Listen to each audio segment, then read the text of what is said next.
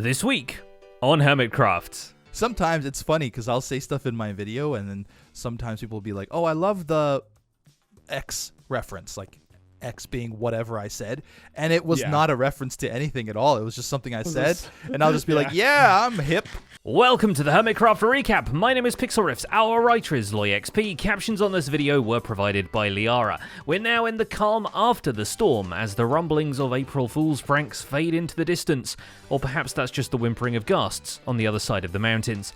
Here at the recap, we're still feeling in the foolish mood, since several Hermits episodes came out a little late for us to include them in last week's Secret Fools Roundup, and others are still puzzling their way through the more elaborate hijinks. Long live the pranks! Meanwhile, the new rumbles you might be hearing are the wheels of industry beginning to turn. The TNT flying machines are warming up, epic farms are coming together, and the foundations of megabases are taking shape. So with all that said, let's take a look at all the events and mishaps that occurred on the Hermitcraft server this week.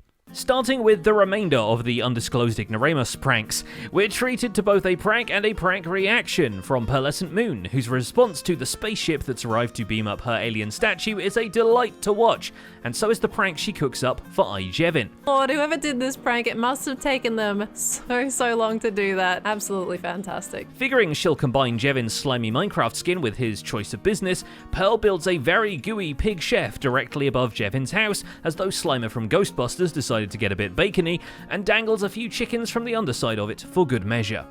Honestly, I kind of love it, and I love how the texturing came out with the different glass and... maybe I should go check out the map then? Because I don't... Oh. Oh my god, it's beautiful! So her building mojo can have time to recharge, she spends the rest of the time messing with various other hermits to a mix of reactions but hilarious results.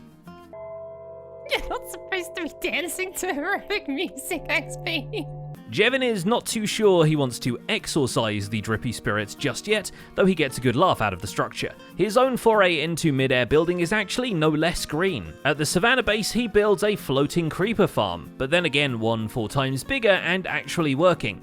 The issue of creepers not running into holes turned out pretty easy to fix, and when in Rome, really, why not? Quadrupled the production. This took about 4 hours to build in total time-lapse time, so yeah, and I can hear more creepers. Oh my god, guys. So 1 hour is looking like maybe a double chest full of gunpowder. That's insane. Maybe he just had the explodey fellas on his mind, which is why when it's his turn to prank Zombie Cleo, he chooses a charged creeper for the job. The scheme is actually to make her a noise machine so annoying Cleo can't help but turn it off, and then the off switch is a self-destruct button.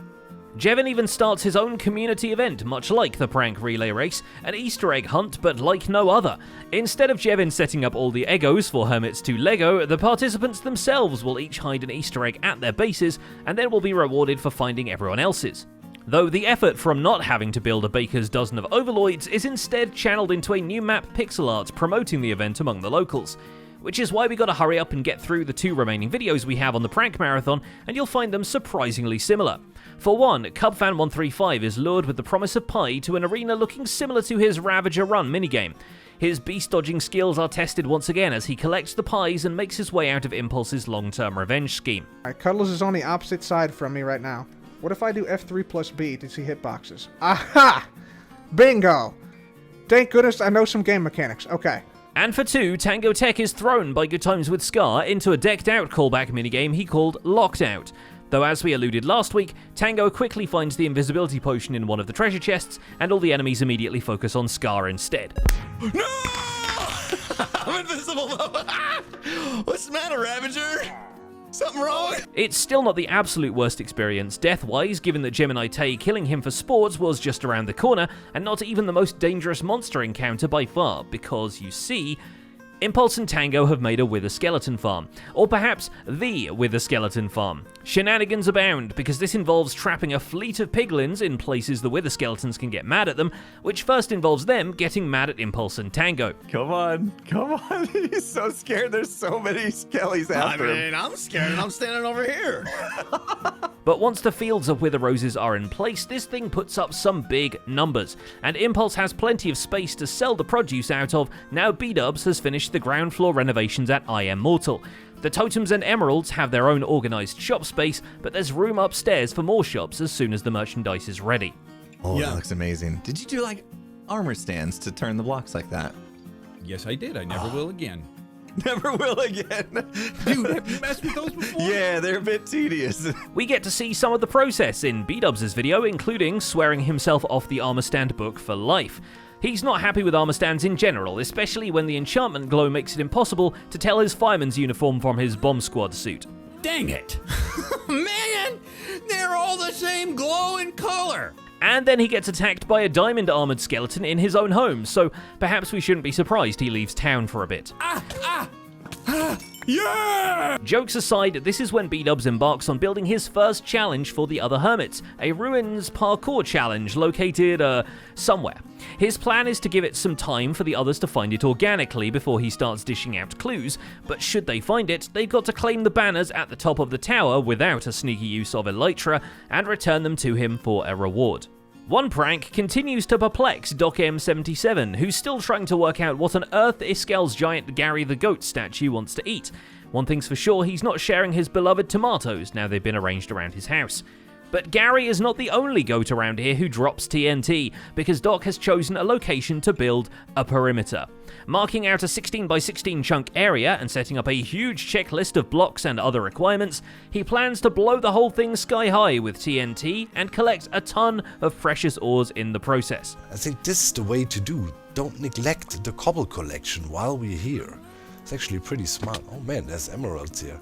XB Crafted helps him with the preparations, since Doc anticipates dying and losing his equipment many times throughout the process, and hooks him up with some spare elytra and bonus diamond gear from his recent end raids.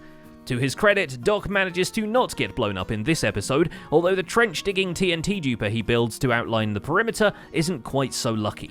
It's a project so big he has to move the world border, which leads to a delightful moment of confusing Joe Hills. That starts to worry me a bit, because if I broke the world border, I might be in trouble. Being over here, what did you do? After meeting up with Cubfan to congratulate him on the ghostly Wordle prank, Joe suggests that they should be rehomed to Corrales' spacious attic. The Wordles, not Cub and Joe. But after Cub helps him move them all there, Joe has second and third thoughts about the whole thing. His second thought is to move them out to the world border, which is quickly renamed the Word Bordle, and as if in protest against the pun, it moves right before Joe's very eyes. At one point, Good Times with Scar turns up to take an axe to him, and with a fresh head on his shoulders, Joe realizes the best place to store the ghosts of Wordle's past might be in his thinking cave. Prank season has been good for wool sales, and Vintage Beef's bank balance is finally looking better after spending so much time focused on map art for his in-game Hermitcraft TCG. This week we see new cards for armor, TNT, enchanted books, elytra, and sticky pistons. And Beef's had his fair share of elytra after end raiding with Ijevin, which also gets his wardrobe caught up to his wallet, with only minor accidents along the way. Coincidentally, XB Crafted drops off an OP set of diamond armor at Beef's wool shop as a tongue-in-cheek thank you for providing an alternate camera angle of his attempt at Corrales' dropper prank. Although when Beef points out his end loop leggings have curse of binding, XB offers his assistance in taking his pants off. Until I... No. The aforementioned Mr. Crafted, when he's not being generous with his diamonds, has been spending time at his lakefront property. It's not his fault the lake is underground, but it is his fault that it has sea pickles in it now. Removing some pillars from the deep slate cave to make room for a build and a better view, XB starts working on the foundation of a house designed by community member AKA. This build is not going to get done today. I feel like some people have already picked up what I'm putting down. Literally. Since cave bases are in fashion, Iskel85 spends the week dressing his to impress. The first stage of moving in is figuring out where the front door is, and while it looks like a face for a minute there, he ends up with a grand entrance that signals pretty clearly who lives there, and also lets him fly into it. The fact that I can just fly around in my house is kind of incredible. There's the bridge. It's a really good feeling. A natural bridge takes shape leading across the cave's most exciting views, but there's a pretty expansive cavern down below if he wants to move into the deep slate layers later on. For now, he levels out a section of the cave for more practical purposes, and is surprised by the sheer amount of resources this takes. For there being stone everywhere, he sure needs a lot of stone. I may even release a tutorial here on my YouTube channel for how to for how to build one of these. A similar problem presents itself to a Zuma Void. Trying to cover his cliffside in stone, he drains the supply.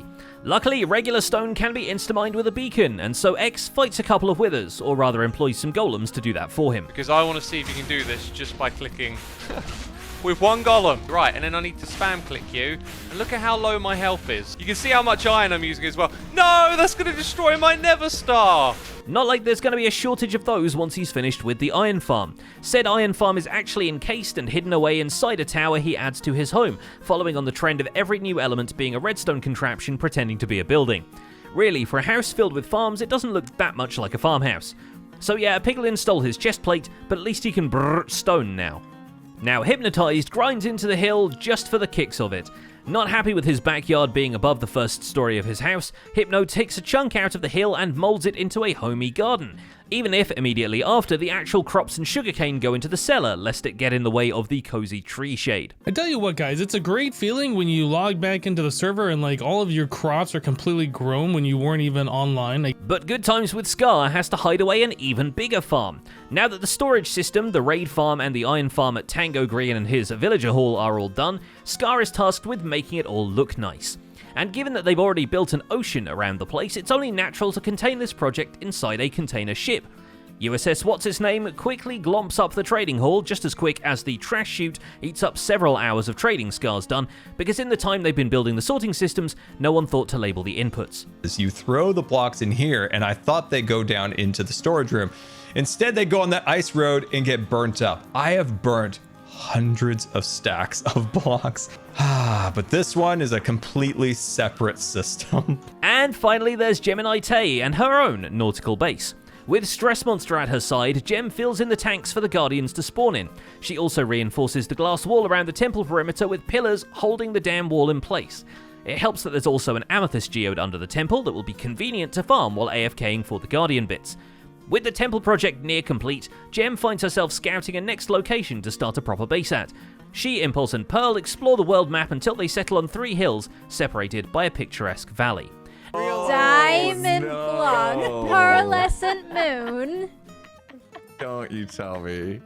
Those aren't going to be there when you come back. You know you can't trust the people on it. No. Mine. Oh, you keep Pearl. I'm still going. And that's about it for this week's recap. Our writer is LoyXP, and my name is Pixelriffs. Captions on this video were provided by Liara. Don't forget to leave a like while you're still here and subscribe so you won't miss future recaps. Thanks for watching, and we'll see you next week.